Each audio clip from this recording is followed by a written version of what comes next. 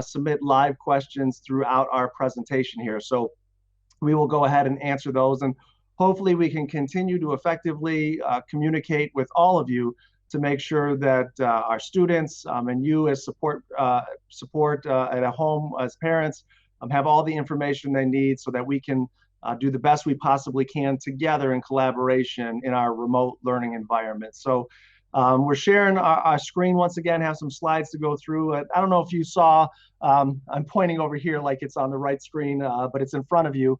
The screenshot here, I was going over social media here the last week, and it talks about the fact that, we're all in the same boat with this COVID pandemic, but we're not all in the same storm. And I just brought this up because I think it's important for all of us to recognize and realize that we all are coming to this experience a little differently. And this experience really has an impact on how we plan and how we move forward and how we support in a remote learning environment. So I'm not going to read it to you, but just a few highlights is, as it says on the slide there, that for some of our folks, it's just a little bit of a sprinkle, the storm. It's just a sprinkle. It's not that much different than what we were used to. We're able to acclimate and accommodate to our new situations. And when we take a look at how does that translate to our remote learning plans and the work that we're providing to our students at the middle school and high school level, you may be saying to yourself, there needs to be more work. There needs to be more depth. We want a little more engagement and a little more rigor in the remote learning plans than we have right now. But we also have to realize that we have families and kids and parents that instead of a light sprinkle, it's a storm. And for a variety of factors, whether it be health of family members or employment issues or just getting used to managing new technologies, and all that comes with trying to educate students in a remote setting, maybe you're saying that group of parents is saying, what you're doing is plenty. We can't take any more on our plate right now. We're managing, but we're good with where we're at. And we also have to recognize that there's some in our community and in our city that, it's a hurricane. It's almost a tornado like we had in certain parts of the area a couple of days ago. And instead of saying, hey, I could use a little more, or I'm good where I'm at right now, the feedback is, hey, it's a lot right now and we can't keep up, and can you pull back a little bit? So everybody comes to this experience with their own access to it, with their own entry point. And we need to recognize and understand as a district, when we make decisions, we have to make decisions that's in the best interest of all 5,500 of our students and all of our families that this encapsulates. So once again, we're going to go through and highlight some questions, kind of address the decisions we've made. We are learning as we go. If you think about, 2 school weeks or 2 work weeks ago, we were in session providing a high quality education in a way that was familiar and comfortable and routine for all of us. And 2 weeks later, we have kicked off a remote learning plan that has required all of us to learn and evolve and grow and be open to feedback and be open to saying, hey, the decision I made last week, as we learn more, we're able to do better, make better decisions. It may need to change because that's what's in the best interest of us moving forward. So I want to start with just kind of a high level overview. As we talked about last time, all of our remote learning plans are in one place. They're on the website, on our district website and all of our building web pages. I'm going to get out of the slideshow for a second and kind of go back to our website again. As you can see over here under the shortcuts on our district page, and this is the same for every building page, we have the remote learning plans and extended closure information. That's where you're going to get all of my emails and communication, which I'm trying to limit unless something comes up to once a week. So either Sunday or Monday, you'll get a communication from me on what's going on in the district with our remote learning plans. We also put this right in the middle under headlines and news. So hopefully you could see it anywhere you go to our web pages. And just know that no matter how long this goes on, whether it's through the end of April to May 1st, or whether it gets closed beyond, this is going to be your one spot to get everything remote learning.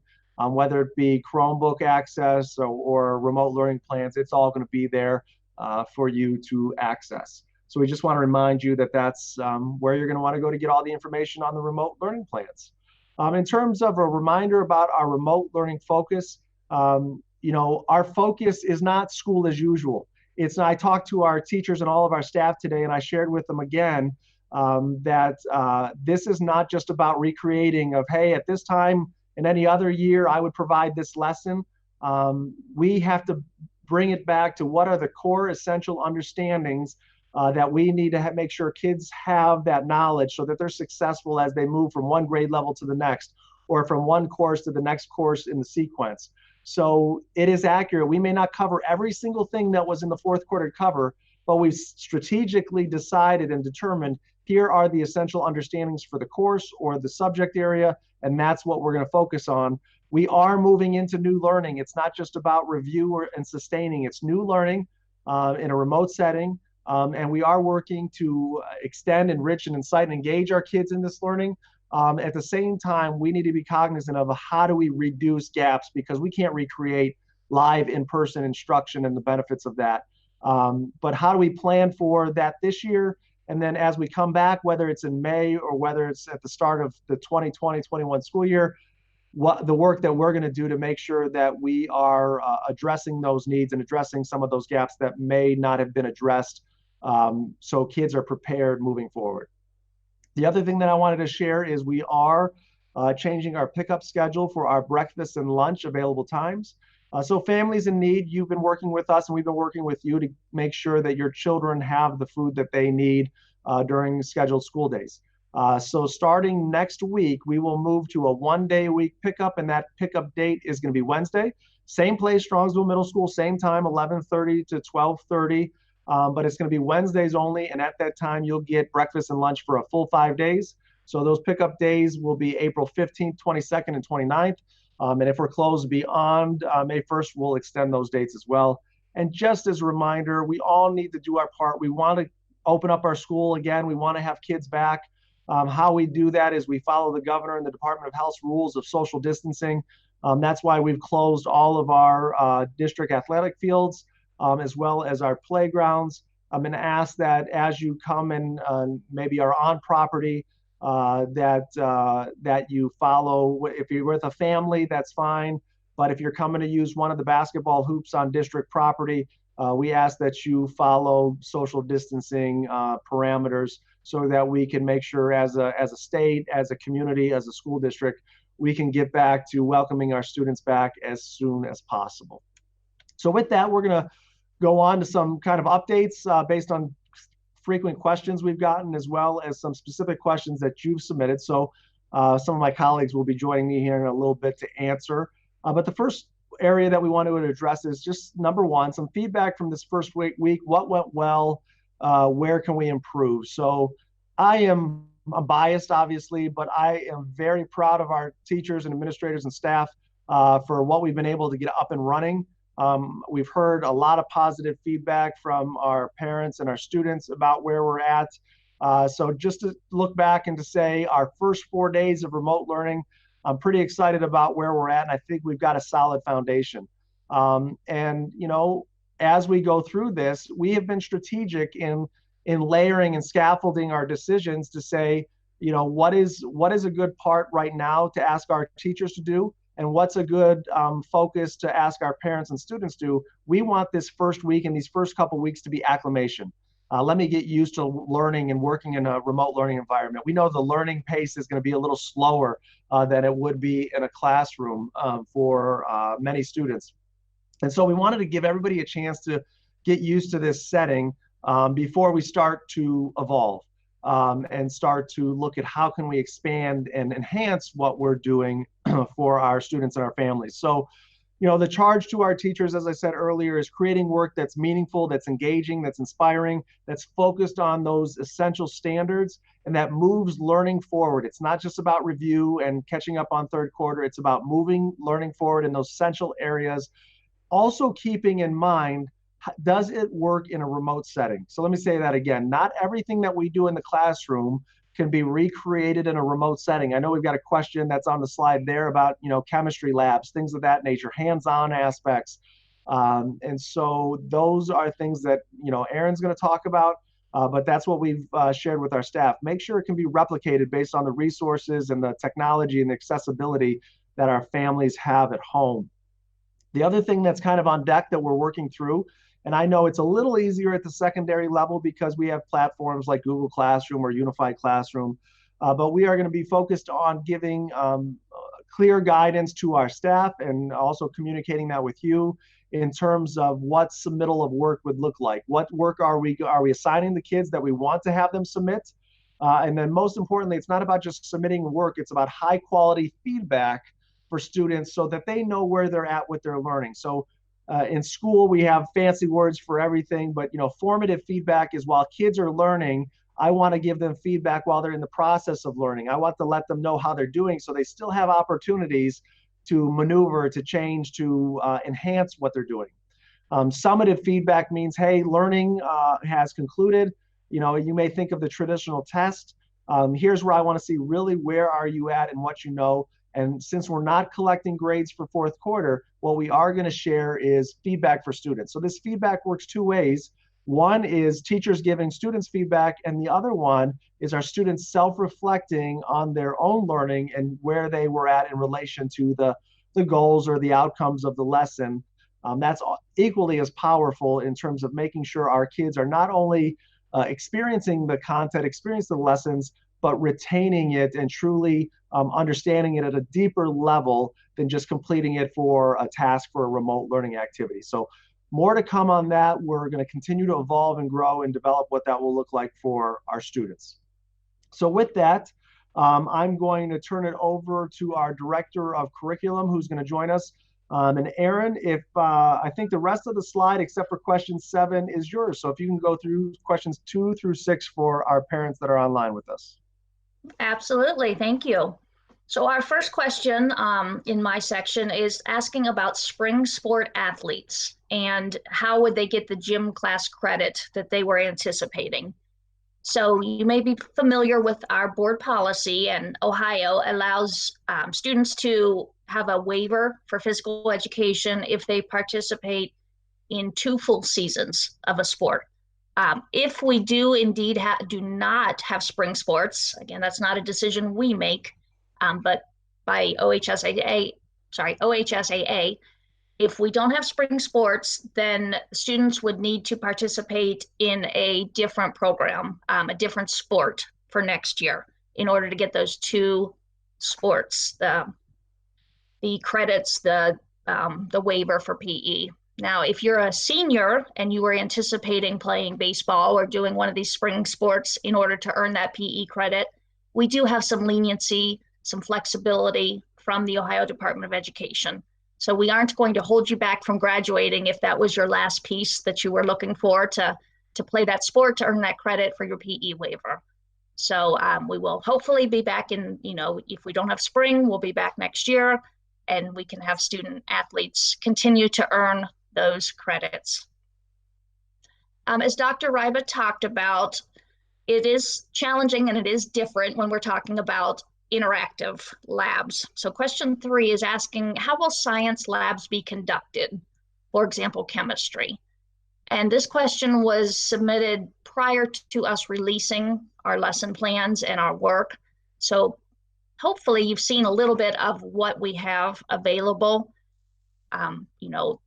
Due to the situation, we obviously can't ask students to at home start mixing chemicals. That would not be realistic, nor would it be safe. However, we do have some really cool programs. I know biology is using Gizmos. That's a program that they've had all year, and it does interactive simulations. Some of the other disciplines have also started using that because they're offering it for free right now. It's really intricate and really awesome. I looked through some of the other sites, high school, middle school, access to the online textbook.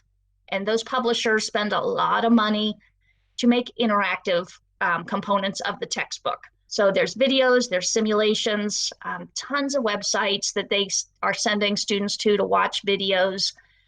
So again, doing the best we can in the given situation. We're not unlike any other district in the state, potentially the nation. We're maneuvering this and figuring our way through online learning. So I hope that you're not just seeing, read chapter 10 and answer the questions.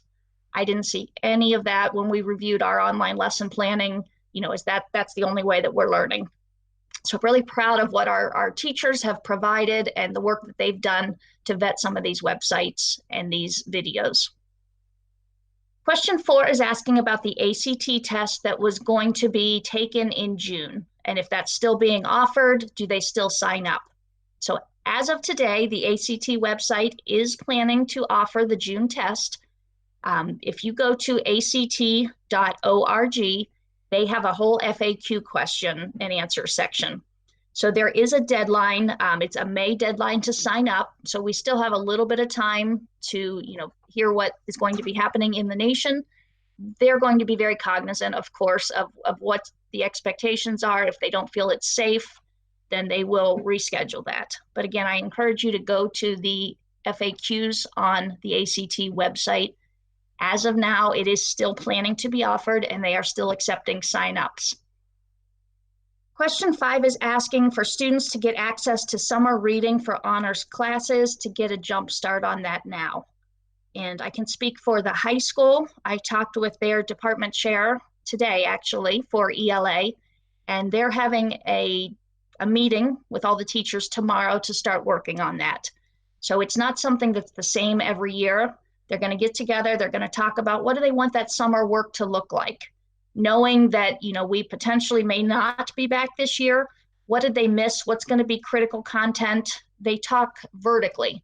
So kids coming out of ELA 9, what do we want to ensure that going into honors 10 that they read? Maybe it was something that we didn't get to cover. So I do anticipate some allowance of pushing those assignments out earlier.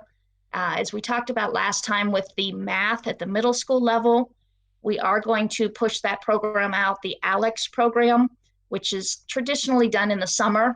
We're going to get that out toward the end of April, and that will be for any math student that's going to be skipping content. If you're familiar with that, if you're going into like an advanced pre-algebra or an honors algebra 1, you'll be getting information from us. And again, I would say later this, April, later this month, we'll have that for you.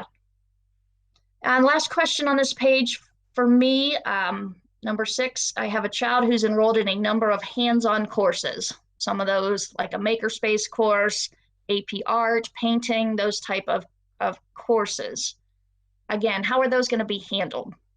So similarly to question 3 about the labs, we're finding ways. It may not be the most ideal situation, but again, in going in and looking what the teachers have assigned, there are simulations, there are hands-on things, there are different ways that they're asking students to be creative, so they are still engaging. It's not read this textbook, read this website. Instead, it's engaging, doing some different hands-on things. I looked, there's STEM projects. Some of the courses are having students actually create things, submit videos, having contests between the different classes. So we want to keep kids engaged. We want to keep them just interacting as they would if they were in this hands-on course. So we'll continue to learn and grow. Again, we have a lot of resources. Luckily, so many companies are offering free resources at this time. So our staff's taking advantage of them. Thank you, Erin.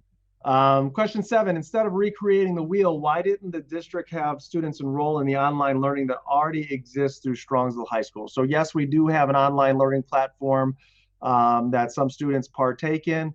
The reason we did not have and switch all of our students to that platform is based on semester courses only. So that would mean it would negate all of the work that our students did over third quarter. They'd have to restart and do, if I'm in Algebra 1, I've got to do all of second semester of Algebra 1. I can't start in fourth quarter based on where my teacher left off. It doesn't work that way. So that's why we made the decision to keep learning going in the platform that we have it right now. It would be continuous from where the teacher left off, focusing on essential learning. In addition, it would not cause students to be forced to redo content that they already did. Erin, I know you've been intimately involved in the online program at the high school. Is that accurate? Anything else you'd like to add on that question? No, that is accurate. So it's predominantly the whole semester, as you talked about. Yes. Thank you. We'll go on to the next slide. And we'll come back to questions for remote learning that you may have submitted, but I'm going to ask our Director of Student Services, Andy Trujillo, to come online and give us an update about our work with our students with disabilities and supporting them and their families. Andy? Sure. The bullet point I have today is an update on progress and connecting with students with disabilities. First off, thank you to all the parents in the community as we get used to this new remote learning. Our staff are working hard to adjust and to adapt to the situation. Special education staff have been in contact with students and parents to collaborate on the best ways to try to meet the unique needs of all learners. Our staff will be collecting data to the best of their ability to measure progress and IEP goals and objectives. This has been a challenging aspect of supporting students remotely, but our staff is resilient. Staff cannot use data collected by parents, so this has been met by our staff with trying to find new ways to do that. So as we move forward, we really just need to make our good faith effort and collaborate with our parents the best to our ability. We certainly appreciate your collaboration. If you have any questions, feel free to call me. Thank you, Andy. One of the topics that we started talking about last time was building access. So Steve Breckner, our operations manager, is going to update our parents on where we're at on that topic. Steve? Hi. Yeah, so the update I wanted to give everyone is, we're still monitoring the situation from the governor and his decisions and his guidelines for the state. What we're being told, and I'm sure if you've been keeping track of what he's been telling everyone in the communities in the state, is that the next 2 weeks are going to be, we believe, the time that you're going to see the most cases and the most transmission of the virus. So with that, I do want to assure everyone that's watching here, we do have a plan, and we do have a plan to get students and parents into the building. We're looking at grade level stratification and also sections of the alphabet to come in as well to minimize the amount of public in the facilities at one time, to keep with the smart procedures of social distancing and eliminating large crowds. So that is a plan that we have. We've discussed the plan. We have that plan ready to go. However, we don't see the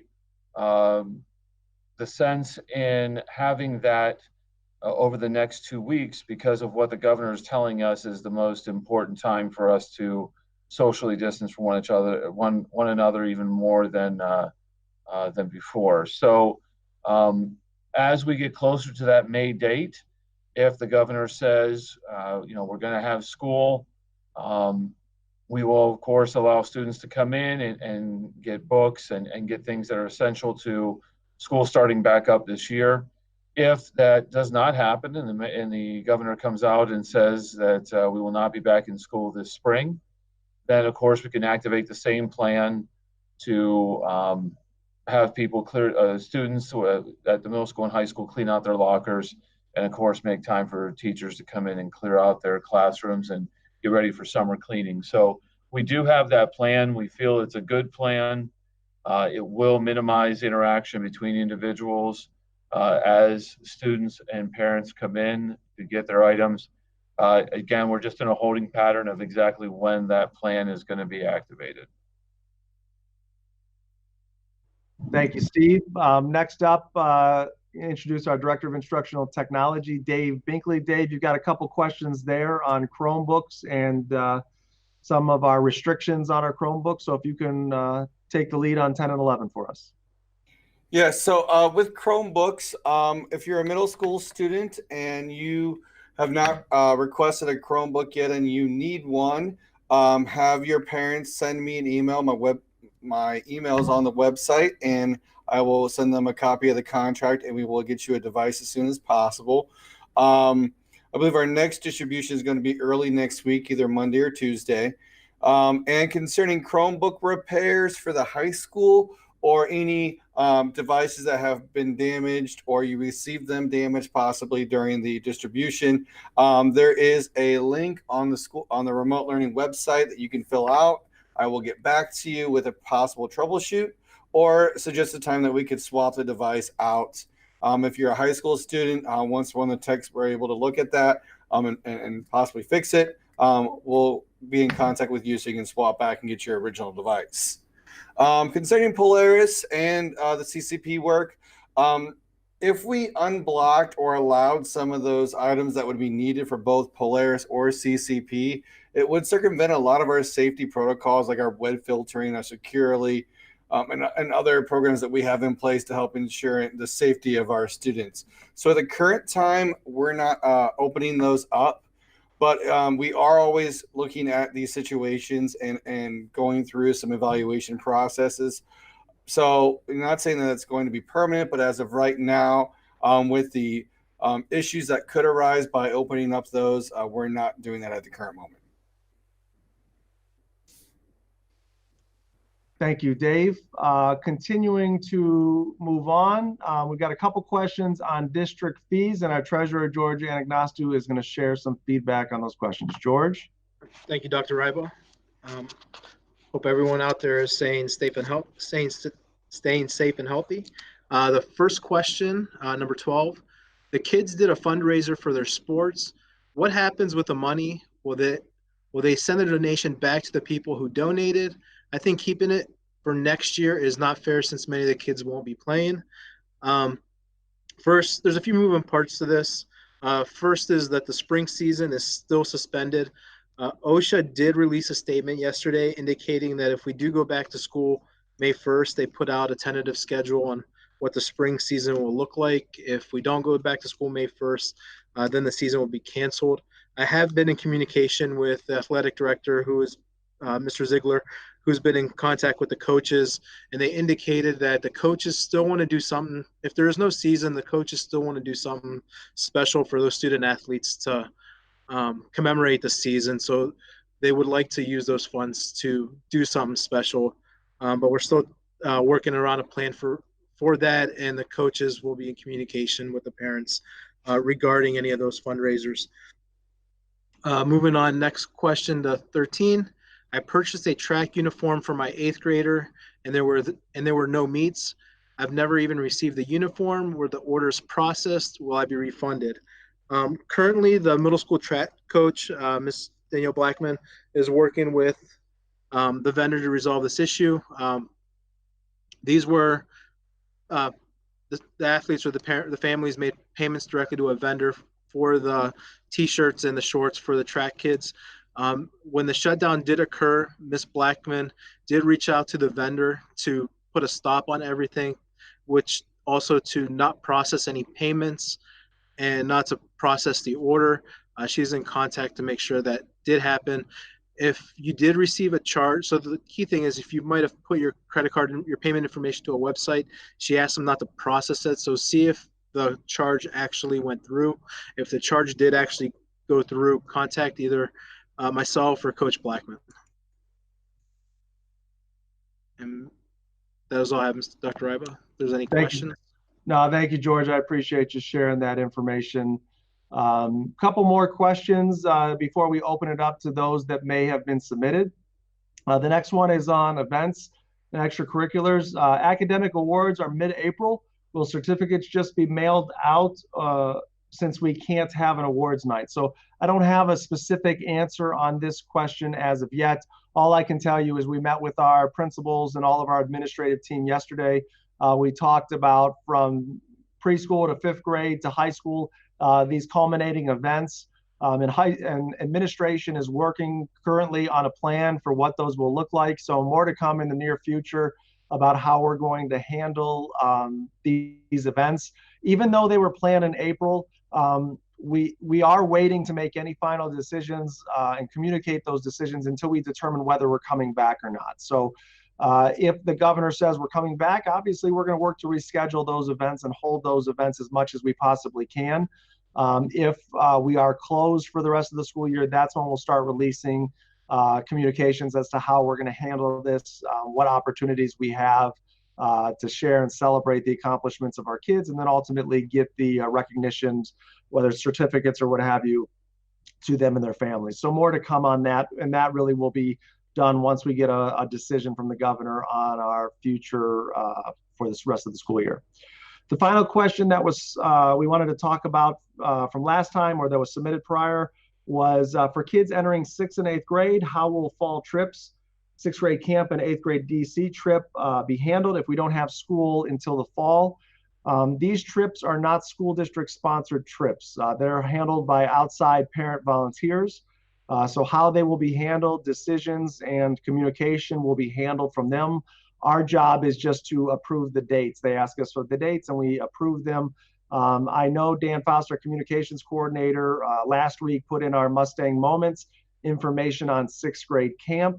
So that will be there. We'll put that again there next week if you didn't catch it. 8th grade DC, I don't believe we've received any communication from the lead volunteer yet as to how this will be impacted. But when we do, we'll use the Mustang Moments again to share that, or Mr. Marino can use his email group to share that.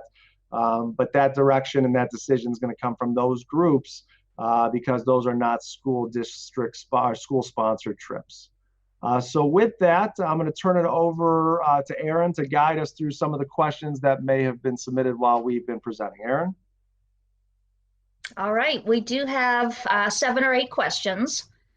First one is asking, are seniors technically done with school based on 3rd quarter grades? Is there a pass-fail for 4th quarter? So as I've shared, and there's been no changes to the decision and the grading practices about 4th quarter grades. We are not assessing 4th quarter grades for students. It will be based on their 3rd quarter work at the middle school and at the high school. If we come back, it will continue on to whatever work that is done in the whole 18-week period. So seniors are not done. Seniors have work to do. I understand, I was sharing earlier today, I have a nephew that's a senior that's been accepted to college already, and I know mentally seniors may be done, but I would just ask that and remind us all that seniors typically in early April mentally are starting to check out anyway, and that's the battle that we all face at high school with seniors. So we're asking our kids to continue to engage. There are still graduation requirements, although, as Aaron mentioned earlier, although there is some leniency with our students, it is still our high school administration's discretion as to whether students were on track and should graduate.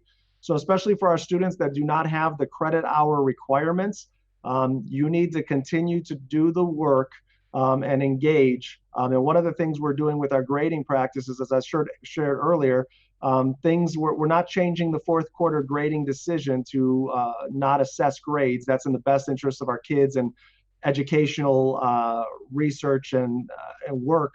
But in terms of kids not engaging, we will be evolving our grading plan, where we've been working with our high school staff and our high school administration, what that will look like, and being a little, providing a little additional clarity in our expectations. So once that is finalized, we'll be implementing it on a move forward basis. But students and high school students that are thinking that I'm just not going to engage in the rest of this year and things are going to be okay, you need to engage, you need to participate, and hopefully we're working on our end to create meaningful experiences and work to do that. But seniors still need to be making sure that they're doing what they need to do to meet the graduation requirements and engaging, if not for the credits, for the idea that wherever I'm going, especially if I'm going to college, I don't want to leave with some significant gaps in my learning and my knowledge. So that's the advice that I would give, and more to come on some of the requirements we're going to put into place in terms of engaging students and the procedures we'll follow for students that are not logging in, that are not engaging, that are not submitting work in the near future. Okay, can you tell us when 3rd quarter report cards are going to be released? So 3rd quarter report cards, what we will be sharing, 3rd quarter report cards, released is an interesting term because they're all online. You can see them now. Grades will not be finalized, though, to the end of the school year. So internally, we sent a benchmark with our teachers, and we'll be communicating that in terms of when the collection of 3rd quarter work, whether it be missing assignments or makeup work, whatever it may be, are done, but our teachers have until that deadline, which will be in May, to get third quarter grades finalized. But the final grade for high school students, final third quarter grade for middle school students will be released via report card by May 29th or thereafter. The 18-week cumulative semester grade for high school students will be released at the same time. Okay, and this one is from a middle school parent asking, can teachers or can we be more specific as to what needs turned in? Or is the expectation that all assignments are turned in? That's a great question, and that's something that I would hope that your teacher is specifying with you of what needs to be turned in. But give us a little bit. Early next week, we'll probably have some better guidance for our teachers going into week 3 of our remote learning. Hopefully, we'll have guidance in terms of what should be submitted, what is going to require feedback from our teachers. So at this point, your teacher should be directing what should be submitted and what doesn't need to be submitted. And if they're not, please use the office hours that teachers are setting up to ask the question. At this point, we've left the submittal of work up to teachers based on the different platforms that they're using. Some are easier than others, but more clear guidance from a district level holistically for all of middle school and high school students will be coming in the near future. Okay, thanks. And a specific Tri-C question. It says that her daughter contacted her Tri-C teacher via email, asked about submission of work. She was told that she didn't need to submit any work to him, but that's contradictory to what you just said. Who's right? She still doesn't have clarification on how to submit work for the course. Can you offer any guidance there? Aaron, just to clarify from the feedback, is it a CCP that's actually a Tri-C course, or is it one of ours that we're running? I suspect it's a CCP off campus, but that's just a guess. Okay, so but the answer should be the same whether you're taking a College Credit Plus course on our campus or whether you're going to Tri-C. We do not oversee the Tri-C courses, the College Credit Plus courses that are happening off campus. So I know it can get confusing, but if you are in a College Credit Plus course, the requirements that you follow must be the college requirements. So you are being graded by the college, you are having that grade transferred to us. We can't direct the procedures that they are using, just like I've created and we've created as a district grading procedures. Tri-C has those and all other colleges have those. So if the Tri-C professor is saying that you don't need to submit anything during that time, that's what you follow. You follow the direction of the Tri-C professor. And again, with grading, they may be collecting things for grades. That's a completely separate system, separate educational entity. That's the choice our students have.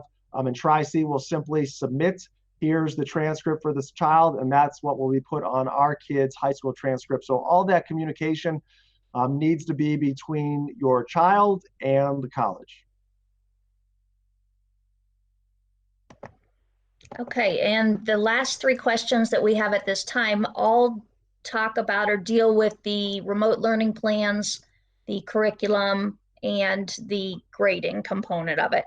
So I'll try and break them down for you here. This one specifically from a middle school parent saying that while they appreciate the remote learning plans, why don't they follow the curriculum? Why is our work optional? Why are there not more live connections with teachers? And why is more of the work not set up to be assessed, even if a complete or pass-fail? And there's some more that I can ask you after you answer those couple pieces. Okay, so I'll do my best, and Aaron, as always, let me know if I miss anything. I think I missed a few of the components there. But in terms of the remote learning plans, they are following the curriculum. They are following the curriculum in terms of what would be taught during fourth quarter. As I said at the beginning, They may not be covering the entire fourth quarter curriculum because of the research and the fact that's out there that student learning is going to be at a slower pace in a remote setting than it would be in a classroom setting. Some of the content may not transfer easily into a remote setting. And that's why we've told our teachers to focus on the essential key learning standards or learning goals, however you want to phrase it, for the fourth quarter. And that way we can make sure, not that all of our standards aren't important, but when you look at our standards and how they're structured by the state, there is a prioritization of these are key essential understandings that kids need to know, and the rest are supporting details to it. And so that's where we focused. In terms of is the work optional, I think, and I've answered this question a couple times via email with parents, and I know it gets a little semantic-y, if that's even a word, but to the semantics of it, our work is required. Where people are struggling a little bit with that is that we are not grading. I challenge all of us, if the only reason we're completing work and doing school and engaging in instruction is to get a letter grade, then we are engaging in our work for wrong reasons. We need to work on true aspects of human motivation and student motivation, of giving kids option, giving kids choices, giving them autonomy, giving them real problems to solve and to work through. And I think that's challenging all of us as parents as well as educators for how are we creating meaningful, engaging, inspiring work, that the benefit of that is going to be the learning, is going to be the growth, and that's going to be the reward. And I know I'm speaking in very altruistic terms and very big picture ideas, but that's the heart of why we want to educate our students. We want to educate them not to be the memorizers of remote and isolated facts that anybody could Google, but to be collaborators and communicators and problem solvers, and teach them the skills that they need that can be applied to any content, so that they can be successful beyond just the content and in life with the skills that they need. So it's not optional. And where we need your help and support is, as parents, is to partner with us and to set expectations and to share a schedule and develop a schedule for what home instruction should look like. As we talked about last time, and this is a learning curve for all of us. Nobody's going to be perfect, parents, us, every administration, everybody involved. But we're not expecting this, nor should it be a traditional school day. They shouldn't get up at middle school from, I'm going to work from 8 to 3. It should be, I'm going to look at the work that I have to do for the week. I'm going to break it down, and I'm maybe going to spend 2 to 3 to 4 hours a day on that work. The other thing that I would ask for folks' patience with is, again, I go back to it, I know I've been redundant, but we're asking everybody to not only, everybody, I'm going to talk specifically about teachers, it's not making an excuse, it's just sharing a factual reality that we're all living with. We're asking our teachers, to completely evolve their way of communicating, interacting, and teaching and engaging students in a 2-week work period. Then we're asking our teachers to please deal with the reality of life with your own kids, your own family issues, and do your job highly effectively at home, dealing with all of those personal issues, because it's not like they're home and everybody else is at daycare or at school or at jobs. Everybody's at home, and we all have our unique needs that we have to manage. We still have a job to do, and we need to do that effectively. But what I'm asking for is, in terms of that live connection, give us some time. Please be patient with us. That is something that we are encouraging. We have a virtual professional development day on Monday, where our teachers are going to be providing virtual sessions for whether it's Edpuzzle or Flipgrid or Google Meet or Screencastify, or name a variety of other apps that they can do this. We are building capacity within our teachers to do that. We're also building capacity that, a fancy term that we use is asynchronous learning. What that means is that we want students to not just have to get on the computer live, but be able to access instruction in a recorded format at any time of day when it meets with your schedule and their schedule, so that that's housed there in a link where kids can access it. So we are working on that. We're developing that. In week 1 of remote learning, everything's not going to be perfect. We admit that, but we also want you to know that we're not just saying here's how it's going to be and we need to live with it. We're working and growing and enhancing as we move forward. Erin, I'm sure I missed something on that question. If you can reiterate anything that I missed. Well, you got the points that I had talked about. It continues on, and I think you've addressed some of this, but I'll go ahead and read the rest of it. Parent is shocked at the low level of participation from the middle school students, hearing that 3 of 99 submitted a social studies assignment. Only 4 students participated in an honors math Google Meet. Doesn't this suggest there's little value in remote learning as the plan is set up? Please improve the plan and increase the engagement to increase learning. And then it also goes on to ask, what other remote learning lessons have we learned or heard from other school districts who've been doing this full remote learning now for 4 weeks? There's many districts and schools nearby to learn from. Well, I think I got the question. Thank you, Erin. In terms of learning from other districts, we do continue to learn and reach out. I know Erin, networks with her curriculum colleagues. I network with my superintendent colleagues as to what we're doing and where we can improve. And so, in terms of aspects of where we're at, we are continuing to evolve, and I talked about it earlier. And for the sake of time, I'm not going to repeat what I shared in terms of where our focus is and what we've learned in terms of feedback and work submittal and lesson development. In terms of the other part of it, the engagement with remote learning.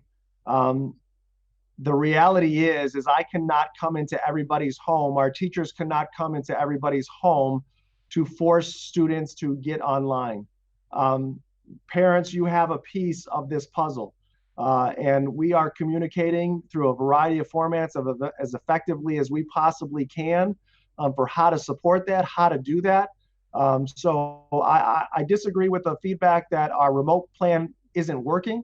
Our remote learning plan needs to develop and needs parent support, needs staff support, needs to continue to grow. I think it's difficult to make generalized judgments after 4 days of student engagement. And I want us to all understand that we don't know the situations behind why families are not engaging. Let's have some compassion and understanding that just because only 3 of them logged on at that one time, maybe there was a justifiable reason for that. And when we record the presentation and they can view it at a later time, we can do that. The other thing that I would challenge anybody that I have no problem with feedback or discourse or disagreement, but what I would challenge is let's phrase and let's work together in a problem-solving mindset. It's easy to point out all of the errors or all of the shortcomings of our plan.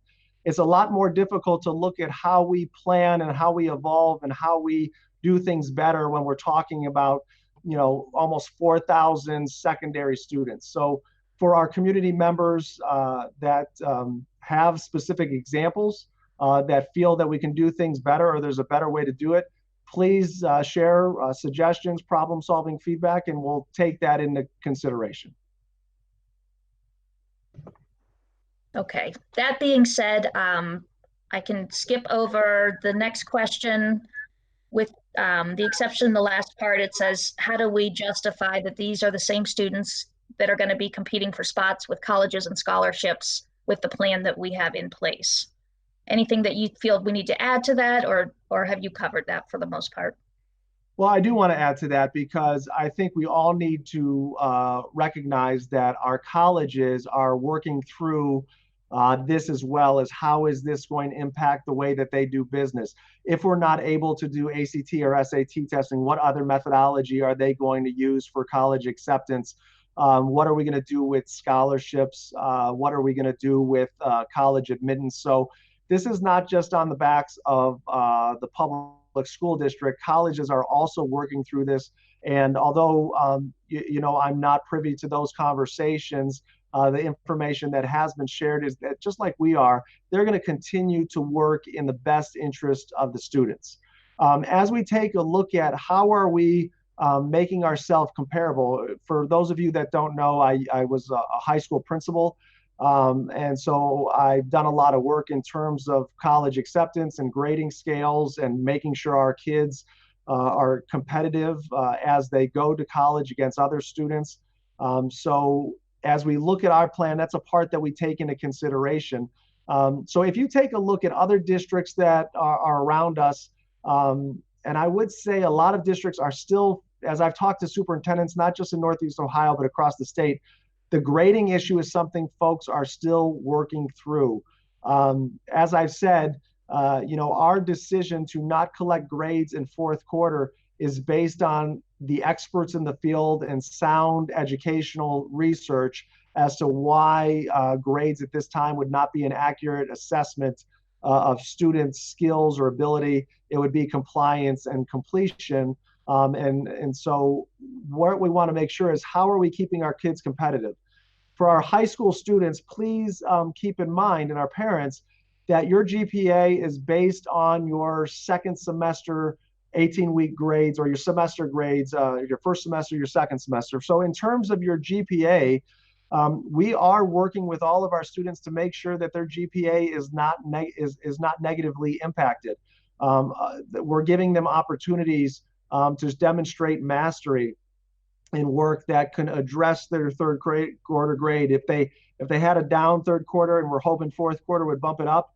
So as I've given the direction to our staff and just parents in simplistic terms, your concern for college scholarships and grades is, what is that second semester grade going to be?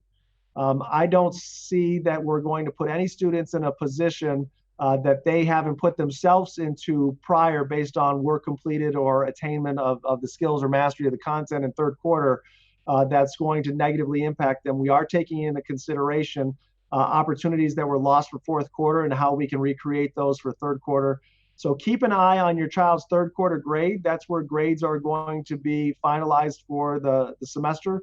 And we'll continue to work to make sure that our kids get what they earn, get the mastery that they're able to demonstrate, have opportunities to demonstrate skills in areas so that they are competitive. And at this point, based on talking with our high school administration, I don't see that us, compared to somebody that may be still keeping letter grades, somebody that's going to pass fail, somebody that's going on based on completion of work, that our kids will be adversely affected compared to their peers.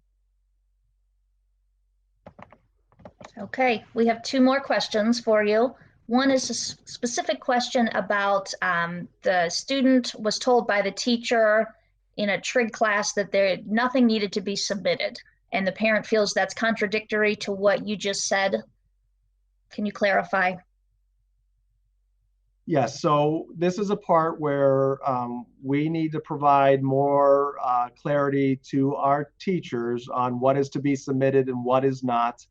Up until this point, our direction has been, we will leave the submittal of work per the teacher's discretion of the platform they're using. As I said earlier, it's a little easier that they can do that seamlessly versus others based on the technology that they were using prior to the closure.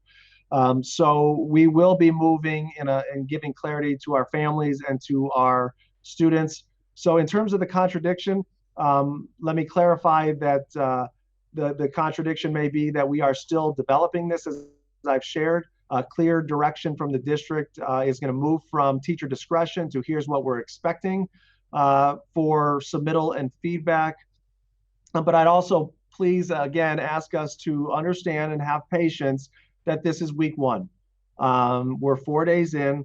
If the statement was made that we're never going to collect anything for a trig and never going to give you any feedback, that will be corrected. And I talked to all of our 400 plus staff that logged in earlier today to have a similar virtual conversation. I shared our expectations moving forward. So it's either that, hey, week one, we're learning how to manage in a remote setting, or if it's, hey, that was the definitive statement, that will be corrected based on additional guidance moving forward. Okay, one more question and then feedback, positive feedback. If a senior is joining the military, when will they receive their diploma, and will they receive it prior to the graduation ceremony? Do we know that yet?